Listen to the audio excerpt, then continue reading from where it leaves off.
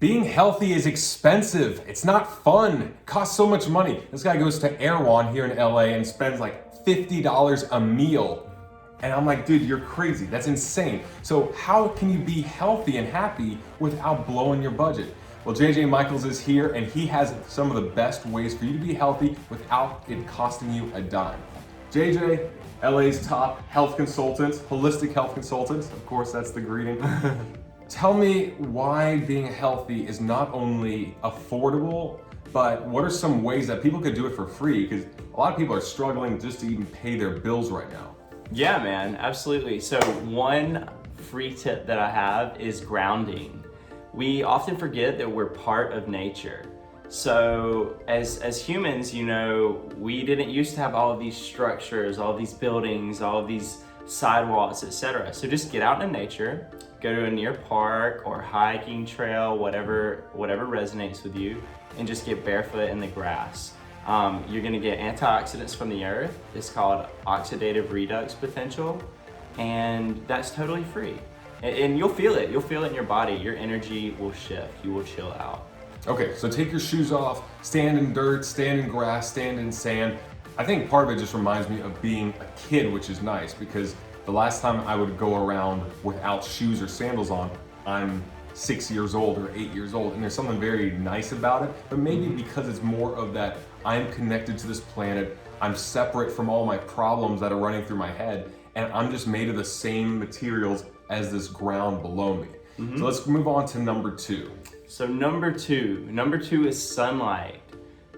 Vitamin D comes from the sun. Getting out in the sun has excellent health benefits. It's great for your skin. Obviously, if you're fair skinned, you know, don't like know your limits. Yeah, well, I get a lot of sun. I love it. And then, well, you know, we're fortunate enough to live in Los Angeles where it's sunny all day long. But I have noticed that when I go to places that are overcast, that are cold, mentally, and you know, it could be from the lack of vitamin D, but mentally I shut down. Mentally I have this disconnect, I have less optimism. So if you're living in one of those places, there's also sun lamps you can get. But if there's just an hour window of the day, like on your lunch break or before you go into work, if you can get sun during that period before it gets dark, especially now that it's winter we're coming up on, you gotta take advantage of that little 30 minutes or an hour.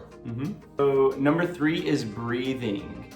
It is so easy to get caught up in the world, running around like this, frantic, go, go, go, Western society, and you can even hear it and feel it.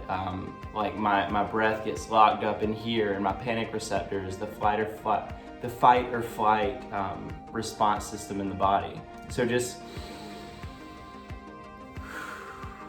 breathe, and breathing is totally free, guys. Well, yeah, and we gotta do it. So thank God it's free. But if we have to do a breathing technique, what would you recommend? Is there a time of day? Is there a way you would go about breathing? Because we all breathe, that's like simple. I breathe, you breathe, but what's the difference between doing it normally and doing it as effectively as possible so that you're de-stressing your body? Yeah, totally. So deep breaths. Deep breaths are the easiest way to shift your state without like doing some crazy breath work, which I definitely do and love, but just...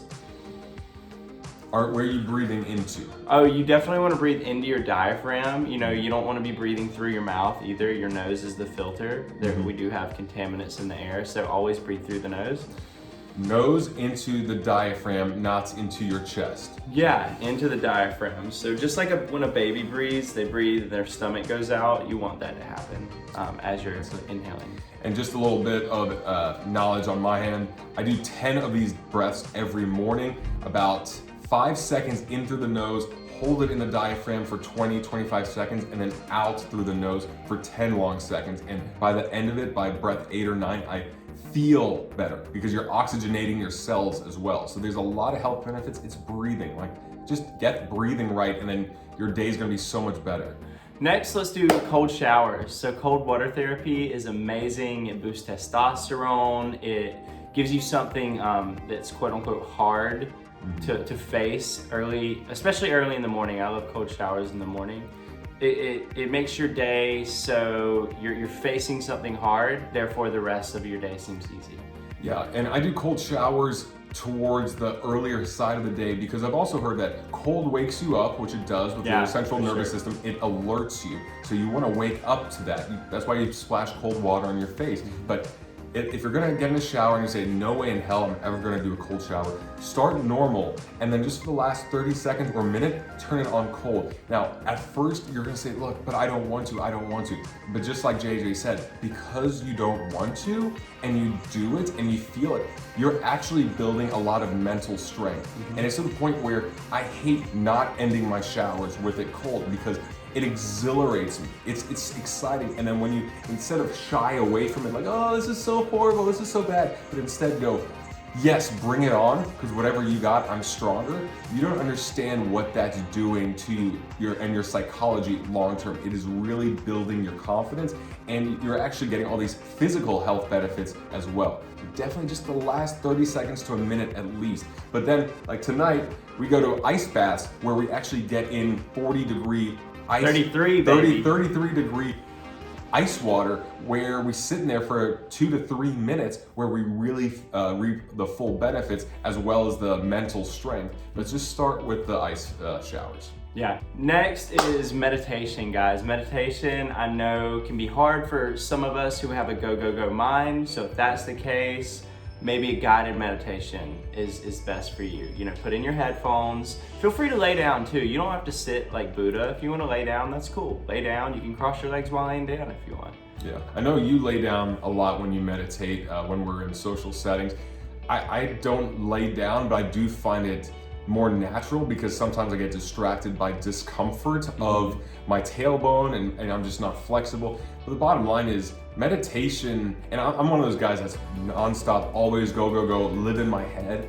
And to me, meditation is just this gentle reminder of there is more to life and existence than just what I'm thinking, what I'm feeling, my little world of problems and issues, and I'm just trying to sort stuff out. It's more like, hey, hold on a second. There's way more to me and my circle. There's a bigger planet, there's other people, but there's also infinite energy and possibilities out there in the universe. And when you tap into that feeling and knowing, it really makes everything so much easier to process. You start thinking as, that's not a big deal. Whatever happens, happens. I'll be all right.